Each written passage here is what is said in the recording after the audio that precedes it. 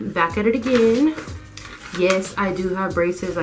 I'm still getting used to speaking with braces, so I may have a lisp, may or may not, I don't know.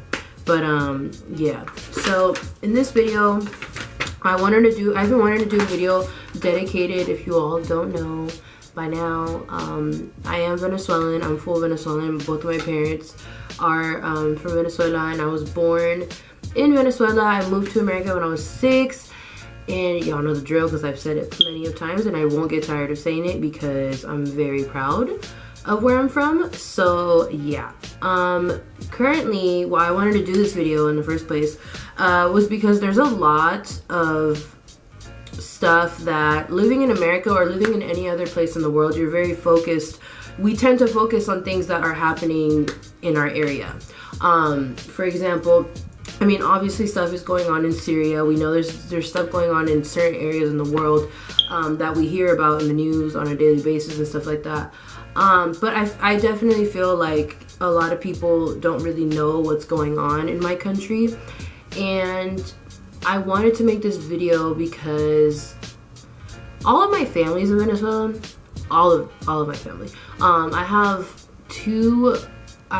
only one. I mean, my aunt, my uncle, and like they're the only ones that are like blood with us in America. But the rest of our family on my mom's side and my dad's side are all in Venezuela.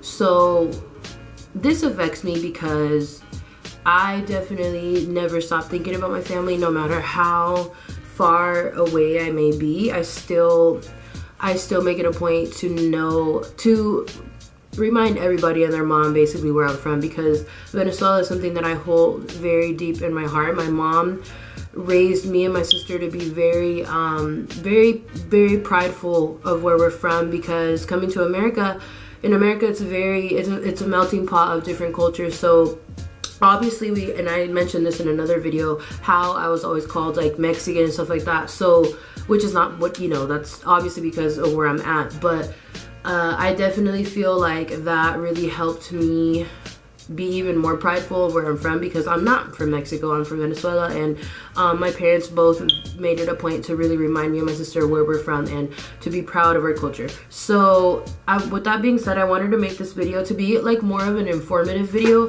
and really express to you all, whoever's watching this, to know or to at least keep Venezuela in your prayers. If you care about humanity, if you care about people in general.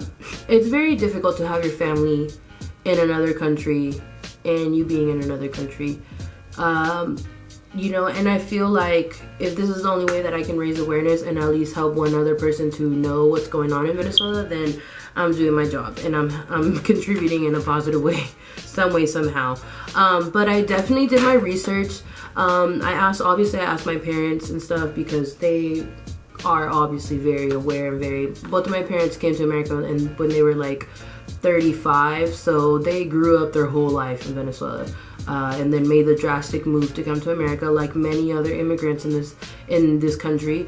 But yeah, so it's just, despite having one of the biggest oil reserves in the world, so Venezuela for the longest, we were very popular and still are. I mean, now it's like, obviously it's a shitty situation, but excuse my language, but we were for the longest really known for our oil and how much oil reserves we have in Venezuela. And like gas is over there literally like $1 a gallon, not even, like 75 cents a gallon. Like, it's a joke. And if you live in America, you know what I'm talking about, because especially in San Diego, because they be out here trifling with the prices. But anyway, so yeah, I mean, regardless of having like oil and all these great, amazing natural resources, 25% of Venezuelans live below the poverty line. So 25%. Even though we have, this is the issue we have right now, we have this individual that's running, and I'm not even going to say his name because he doesn't deserve to be stated throughout this video because of how terrible he is. But the stuff that he has done and very amazing resources, we're not putting it to work because we don't necessarily have a leader that cares enough or is even educated enough to be like in a political position. So it's a joke, like literally our government's a joke right now. And I obviously that's affecting everything else. It's affecting the way, you know, if people can afford stuff, there's not enough of anything.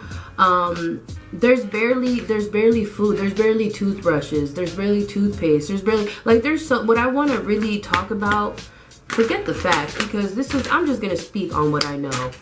Because honestly, what I really want to bring to the point is, one, you should definitely be grateful wherever you're at in the world right now. If you have a roof over your head, if you have some food, if you have some freaking shampoo to wash your hair with, okay? Like, there's so many things that in America we take for granted, and because we just have it, it's a given. Like, water is a given. You know, having toilet water is a given. Having warm water is a given. Hot water or cold water to switch between. Like, you have so many things that we take advantage, we take for granted because we never go or never placed in that situation to really look more ahead or to see what other places in the world are living like. In Venezuela, if you want warm water, you have to boil your water. That is the only way you're gonna get it hot, because there's no given to when it's gonna be warm or when it's not gonna be, when the water's gonna decide to just be cold all day. Like, you never know. There's, at one point, when I visited Venezuela back in like 2012, I can remember I wanted warm water because in America you take showers with warm water on a daily basis, right? Like, it's not an issue. And I asked my grandma, and she started boiling water, and I was so shook because I'm like, where doesn't it just come out? You know, like, I was very confused. And I think oftentimes because I was raised in America, I'm not like, my parents still show me that side of Venezuela and show me like to be grateful. I'm always told to be grateful, but it's such a bittersweet, or not bittersweet, such a weird feeling, like going somewhere and seeing how drastically different, and these people are living in these conditions on a daily basis. Like, there is no food, there is no water, there is no electricity, there is no gas, there is no resources. You have to be home at 7 p.m. people. 6 p.m., 7 p.m. That is like late already, and you have to be home, because if you're not, it's an issue. You're gonna get robbed, you're gonna get killed, and they don't care who you are. That's the biggest issue. They don't care if you're a mother of 5 people, of 5 kids. They don't care if you're a father, if you're a sister, if you're a son, if whatever. They don't care who you are. They will just shoot you on sight. That is, Venezuela right now is literally the #1 most dangerous country in the world. In the world. We have the #1 homicide rates. Like, and my thing is, for me, I feel like the history I know of Venezuela and how it used to be, and what the Venezuela my parents grew up in, and that my aunts grew up in, and that my family grew up in, was so different than what it is now.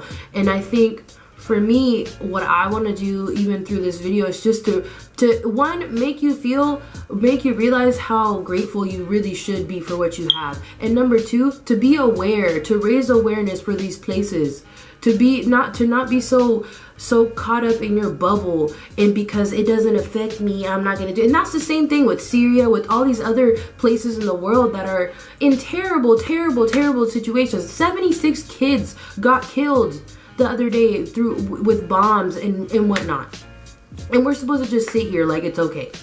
See what I'm saying? So for me, like, ultimately, I don't want to make this video too long, but I want to raise awareness from Venezuela. Please do your research. If this video is not enough to really raise awareness to how intense the situation is over there, please do your research. I'm sure you will find plenty of research right now, because we are on the front page of news every single day.